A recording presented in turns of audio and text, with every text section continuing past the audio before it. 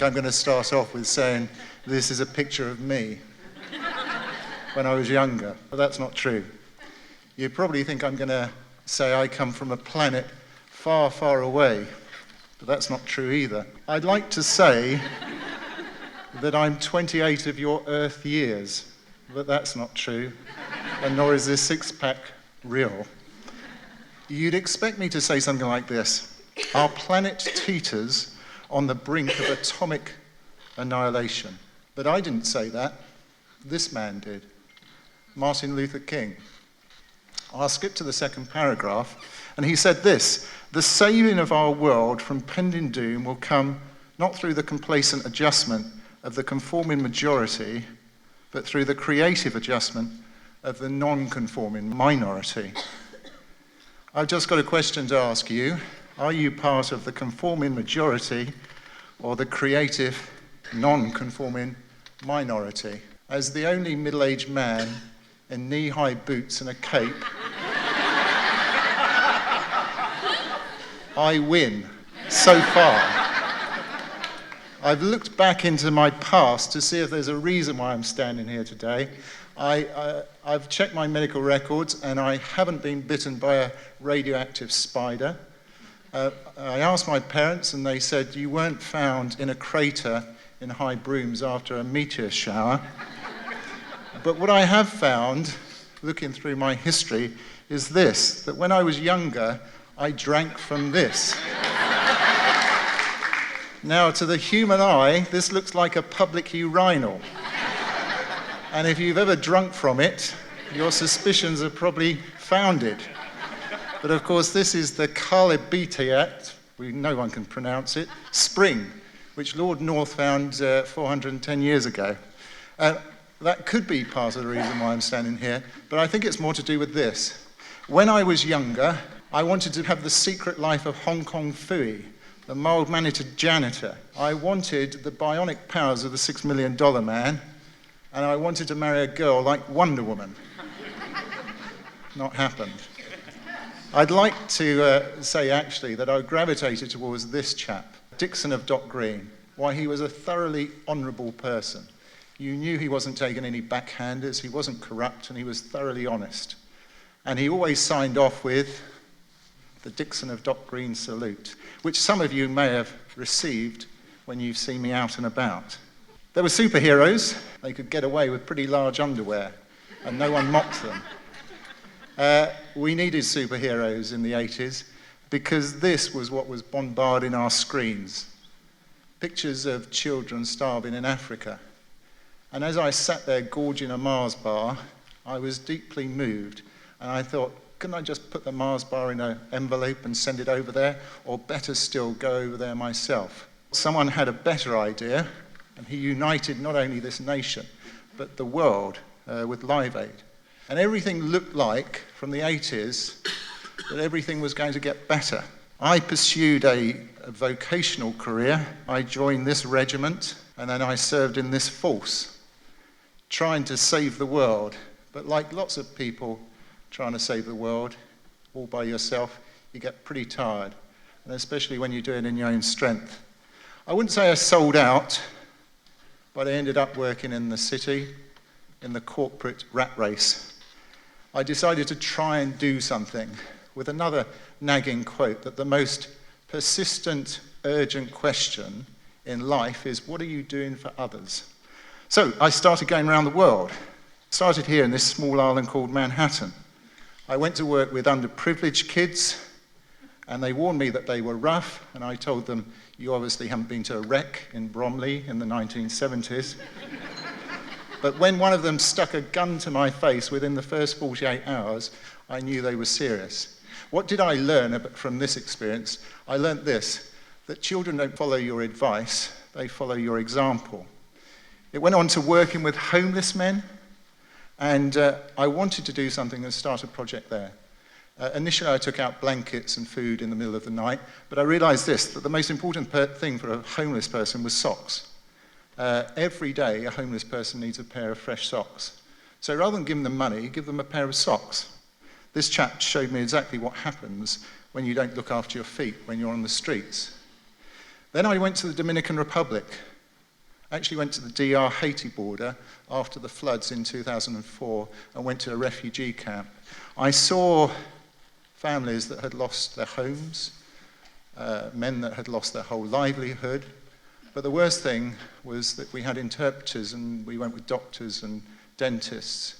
And this woman was explaining to us that she just didn't feel normal, didn't feel right.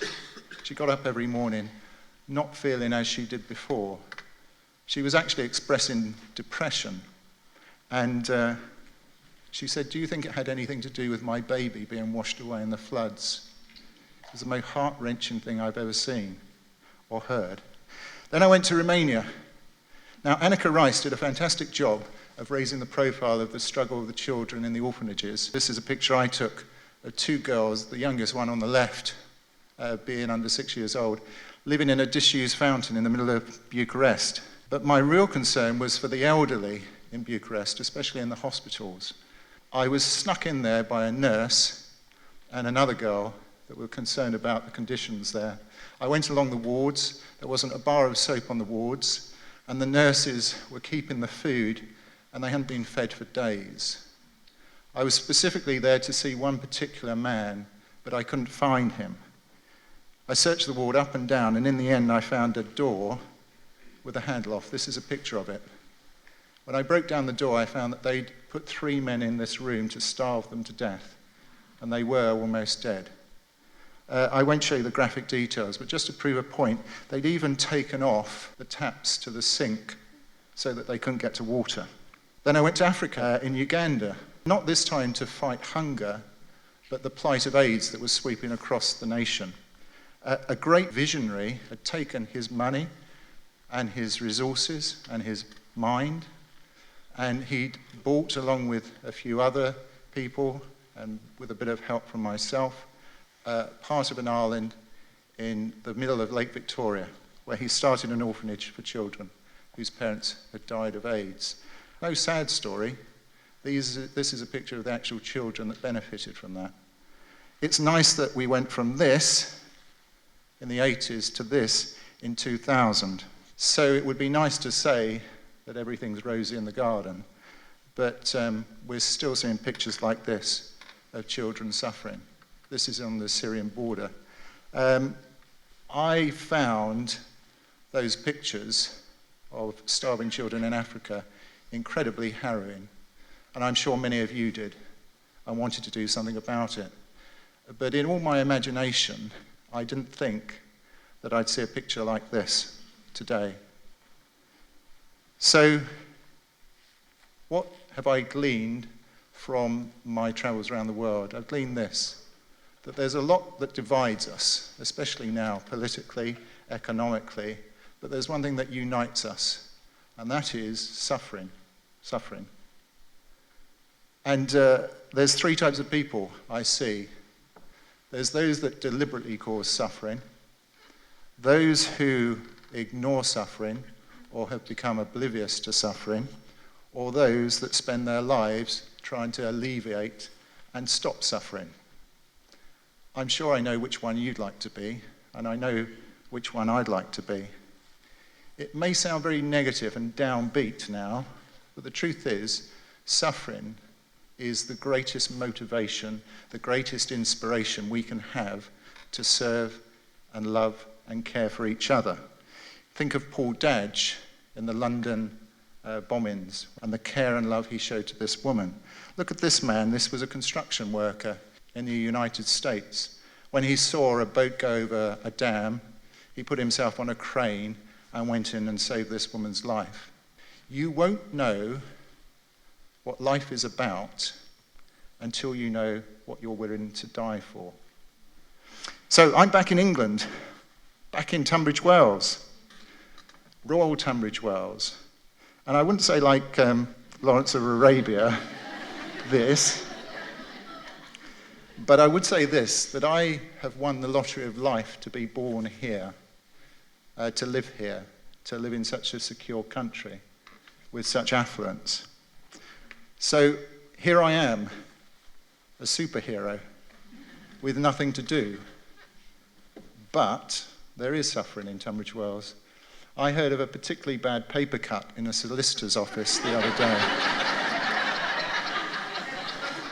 And of course, we live with the constant suffering and misery that comes about by not having a Waitrose in Tunbridge Wells.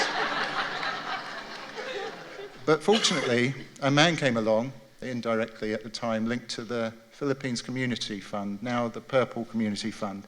He shared with me his experiences of going out to rubbish dumps in the Philippines and seeing children that were living on these dumps, just scavenging through the rubbish. This man who inspired me to do something about it, without his knowledge, and still to this day, the Philippines Community Fund, the Purple Community Fund, don't know who I am. They never asked me to do this. I never told them that I was doing this. They said that if you just collected ring pulls of cans like this and cans like that, this chap collect all the ring pulls, he put them in a shipping container to the Philippines, where the parents could actually make crafts from these ring pulls and earn a living. Then the children, instead of being on the rubbish dumps, could go to school. And when they're at school, they'll not only get breakfast, they'll get lunch, but they'd also take food home for their family at the end of the day. It's an amazing project. They actually built the school out of old shipping containers. There's now 800 children at this school. These are the sorts of things they make. Ring pull bracelets, ring pull handbags. They can make some beautiful things. This is a ring pull bowl. I found this, a ring pull light. And this is fantastic.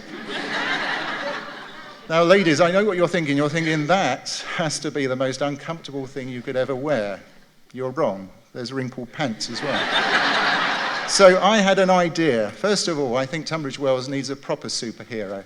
I remember years ago, a woman that worked for me, she said when there was kind of those fake superheroes going around Tunbridge Wells, she said, I hope it's not a hoax, because my children would be so upset if it was. And that's never stopped running through my mind. So part of it's for the children, but it's this simple.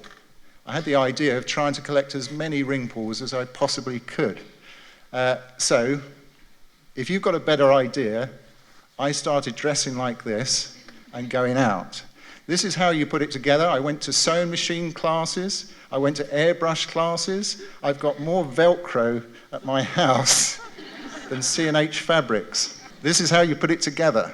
So then, I needed some mode of transport to get me around. I bought one of these, I've kept it under wraps for the last 5 years. Then I went for this, a kind of more personal touch, which is power risers on the left, and then a great pogo stick, but that sounded like a jackhammer coming down the road. Then I tried these. These will all be on eBay afterwards for sale, because they're useless. I tried these, but I knew everyone would just call me Kangaroo Man for the rest of my life.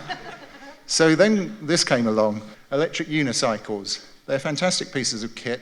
This is just a few of the ones I've got, and it's kind of evolved, and they've got better and better. It took me about 3 years to learn how to ride one of these.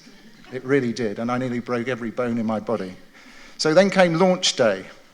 Years of preparation, went out, was going down the road, traffic everywhere, and suddenly a man ran out, stopped me, waving like this. And I thought, great, my first crime fighting or whatever else. And he stopped me and said, are you a parking warden? Because I'm only going to be 5 minutes. True. So I went out, and instead of using Facebook and Twitter, I only used putting messages on the back of my cape. This is the most important one, and in the center. Who I am doesn't matter. Who I want to help does. Soon someone took a video and put it on YouTube. Then, of course, the press got hold of it. And I was in the papers, I think, for 4 weeks. Then the big boys got hold of it and completely fabricated a story. Then one paper decided they were going to unmask me. Despite my wishes and telling them that I had no desire to be known, they did. It was a brilliant story. The only problem is they got completely the wrong man. I'd like to publicly apologize to his wife, but someone got it right in the end. Hurrah!